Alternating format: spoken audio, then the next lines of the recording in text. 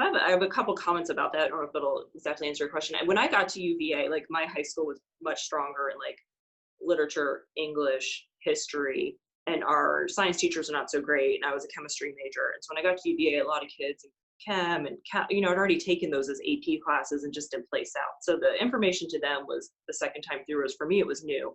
So I got intimidated really quick, and my grades early on at UVA were not med school caliber. They weren't terrible, but I had some C's here or there. And I think if you talk to most, um, pre-med counselors, they might discourage you from applying. But, when I started UVA, I didn't even know I wanted to be a doctor. And so I was just kind of going through and, I sort of let myself get intimidated by other people. And then by the time I got to classes where everything was new, I sort of realized, oh, I'm okay. I can do this work. It was just because I was a little behind, not behind, but, hadn't seen the work before compared to some of the other students. And so, and then I was worried I wouldn't get in. And I took the MCAT late for that reason to make sure I'd have plenty of time to study for it. And I ended up taking a year off before applying to med school just to make sure I had all my ducks in the row. My grades did come up my third and fourth year. I think a lot of people, if they talk to a lot of other physicians or counselors, would probably be discouraged from even applying to med school with some C's on their grades without doing a post-bac first. That's where you go and retake or take your pre-med requirements because you didn't during undergrad, or you need to retake them because your grades were poor. I just made sure I studied really hard for the MCAT and did well on that. So when I was interviewing for med school, I hadn't done a post-bac yet. And, I was just, I don't want to say lucky, but I think it kind of clicked like, oh, okay, early on, we could see how that could happen. And then clearly you learn the information that's required if you did okay on your MCAT. So I think I'm a little bit different in that perspective. Like I didn't have a great GPA applying to med school.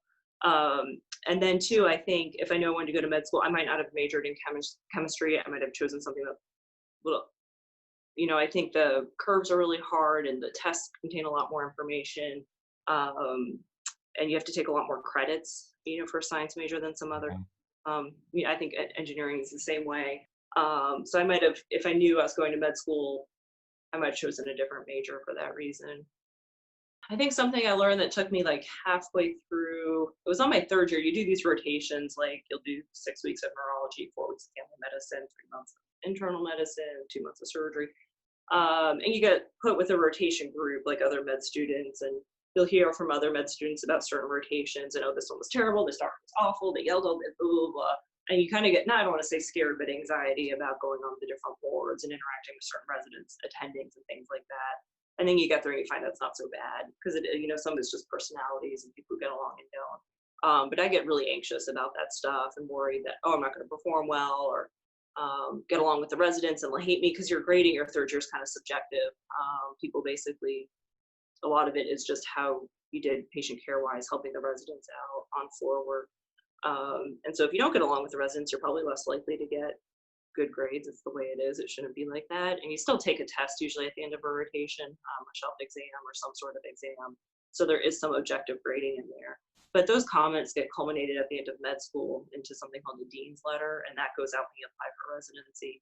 So, but you want to know that in advance, that it's important to get along with everybody and not be scared and be helpful and things like that, because that it affects your potential residency match.